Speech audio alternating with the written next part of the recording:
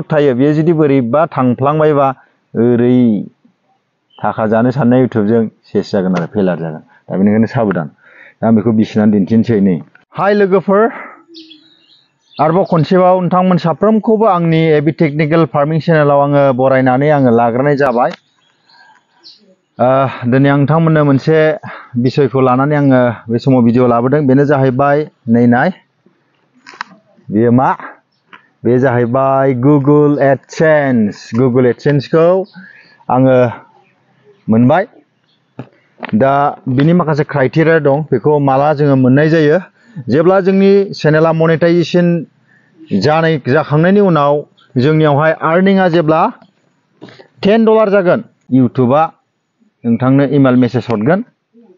दा बे मेसेज जेब्ला नोंथाङा रिसिभ खालामगोन अब्ला बेयावहाय नोंथांनि डकुमेन्ट्सखौ भेरिफिकेसन खालामनो नांगौ दा भेरिफाइ खालामनो थाखाय मा नांगौ जाहैबाय बेयावहाय माखासे डकुमेन्ट्सफोर नांगौ जायो जेरैहाय पान कार्ड भटार आइडि बेनिफ्राय ड्राइभिं लाइसेन्स बेनिफ्राय पासपर्ट दा बेफोर जुदि नोंथांनाव दङब्ला बबेबा मोनसेखौ नोंथाङा होनो हागोन बेनिफ्राय जे डकुमेन्ट्सखौ होबाय बिनि पार्मानेन्ट एड्रेस अर्थात नोंथाङा अबाव थायो बिनि पार्मानेन्ट एड्रेसखौ नोंथाङा मोजाङै होनानै ला मानो होननानै बुङोब्ला बे एड्रेसावसो नैबे आं बेखौ एसे सिकिउरिटिनि थाखाय आं एसे प्राइभेसि दोनबाय बेखौ नोंथांमोना नोजोर होनो नाङा ना दा बेयावहाय बे एड्रेसाव नोंथांनो नैबे गुगोल एडसेन्सखौहाय बेखौहाय हरगोन आरो पस्टनि गेजेरजोंहाय दा बेनिफ्राय हायोब्ला फन नाम्बारखौ होयोब्ला मोजां खिन्थु आंबो फन नाम्बारखौ होनो रोङाखै खिन्थु आङो पस्टमेनखौ सिनायनायखाय बिथाङा आंनो थाबनो कन्टेक्ट खालामनानै आं बेखौ मोननो हादों नङाबा जुदि नोंथांनि जायगाया जुदि पस्टमेन मिथिलायै जायगा दङ जायगायावब्ला नोंथाङा बेखौ मोननाय नङा बे थांफिनगोन खिन्थु बे थांफिनोब्ला माखासे टाइम डिउरेसन थायो माखासे सम थायो बे सम बायदि नोंथाङा बेखौ जुदि भेरिफाइ खालामनो हायाब्ला नोंथांनि चेनेला डिमनेटाइज जागोन आरोखि दा बेखायनो आं खावलायो नोंथांमोना एसे साबधान जेब्ला नोंथाङा इउटुबनि गेजेरजों गावनि प्रफेसनेल हिसाबै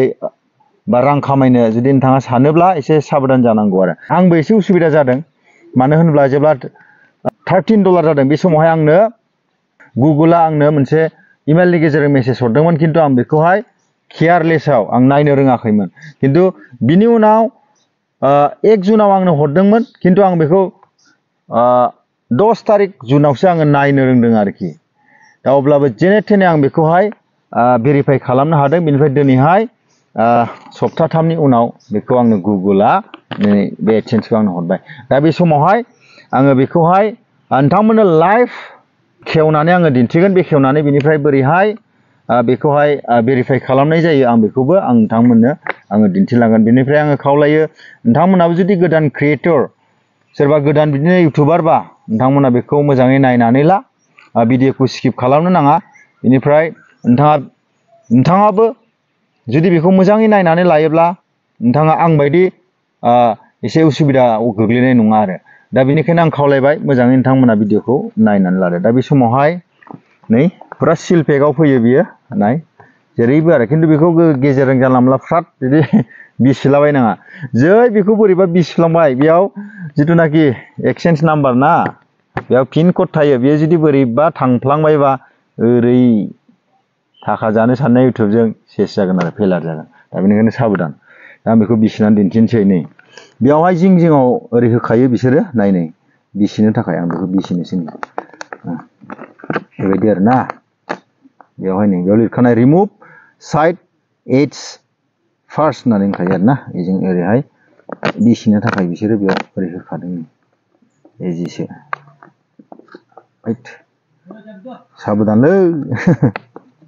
गोदान नालाय आंबो एसे ख्लाब ख्लाब मोनलायलाङो आरो साबधान बेखौ बिदि बिसिनांगौ नै बिसिबाय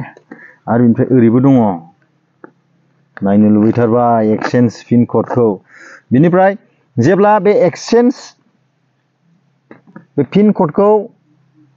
भेरिफाइ खालामखांगोन बिनि उनावसो नोंथाङा रांखौ मोनजागोन आरो अर्थात नोंथांनि एकाउन्टआव फैसाया ट्रेन्सफार जागोन दा बेनिखायनो बिराद इम्पर्टेन्ट आरो बेखौ जुदि भेरिफाइ खालामनो हायाबाथ' नोंथांनि चेनेलानो डिमनेटाइज जागोन आरो दा आं बेखौ बेखेवनोसै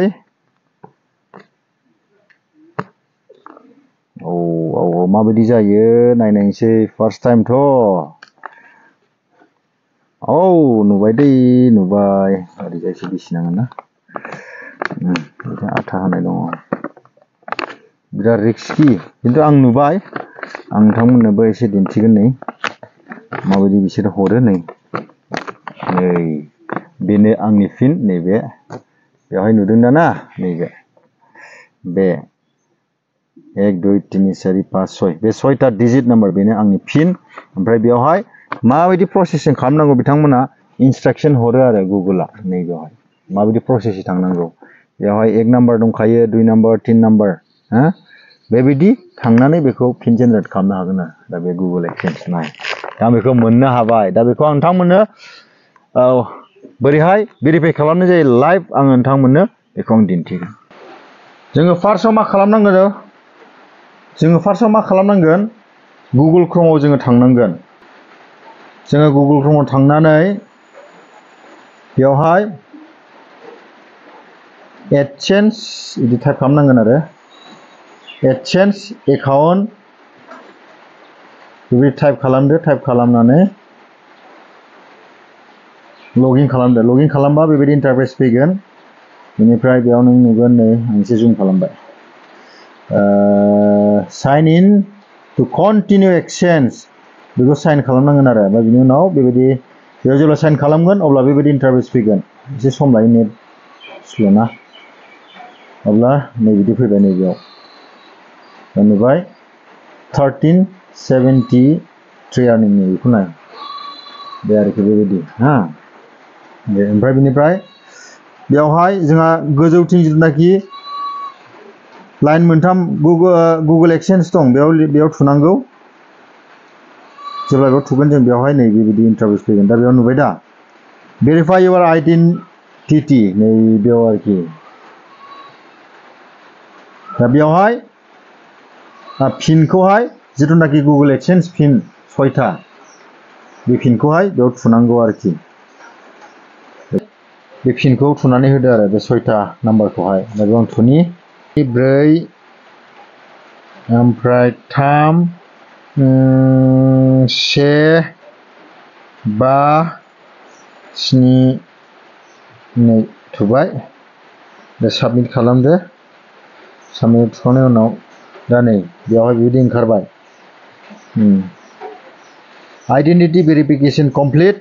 एड्रेस भेरिफिकेसन कमप्लिट जाबाय आरोखि खिन्थु बेखौ थुनायाबो खनथामल' मोनो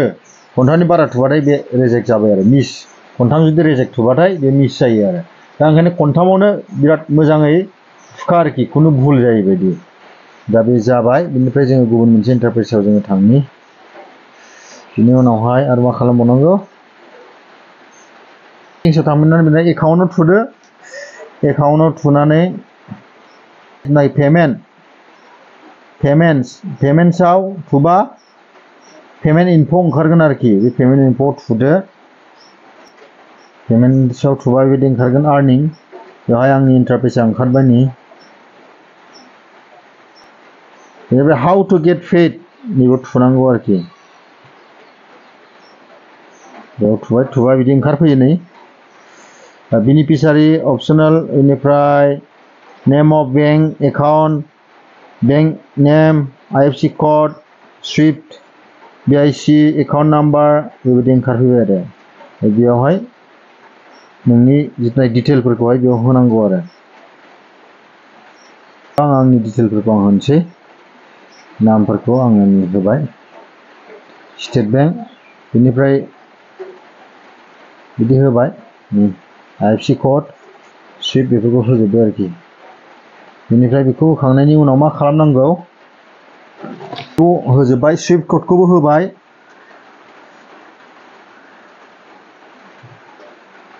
बे स्विफ्ट क'ड नागिरनायनि बिसयबो नोंथांमोना इउटुबाव बबेबा एभेलेबेल मोनखागोन आरोखि दा स्विफ्ट क'डखौबो होबाय गासिखौबो होजोबबाय दा नै बेबायदि जागोन बेनिफ्राय सेभ खालामदो सेभआव थुनानै होदो बेबायदि प्रसेसिं जाबाय एसे नेटआ स्ल'थ' नै बेनिफ्राय हाउ इउ गेट पेड बिदि इन्टारफेस ओंखारफैसिगोन आरो नैबेयाव नुगोन नायदो दा बियो जाबाय दा आंनि जिथुनाखि गुगोल एक्सचेन्ज पिन जेनेरेट खालामनाय बियो जाबाय आरोखि ओमफ्राय बेवहाय नायनो इउर आर्निंस माला बख'नो हागोन जेब्ला $100 जागोन अब्लानो बेखौहाय बख'नो हागोन आरो दा बेबायदि खालामनो नांगौ आरोखि दा बेबायदिनो गुगोल एक्सचेन्जखौहाय पिन जेनेरेट खालामनांगौ आरोखि दा साक्सेसफुल जाबाय दा इउटुबनिफ्राय ओरैया राङा हाबसिगोन आरो दा बे बिराद बेसिक बेखौ मावथारनांगौ आरो जेफोरखौ खोन्थाबाय नोंथांमोना बेबायदि खालामबानो गासिबो जाजोबगोन आरो दा भिडिअखौ एसेयावनो दोनथ'बाय थेंक इउ सोरखौ फन हरदोंलै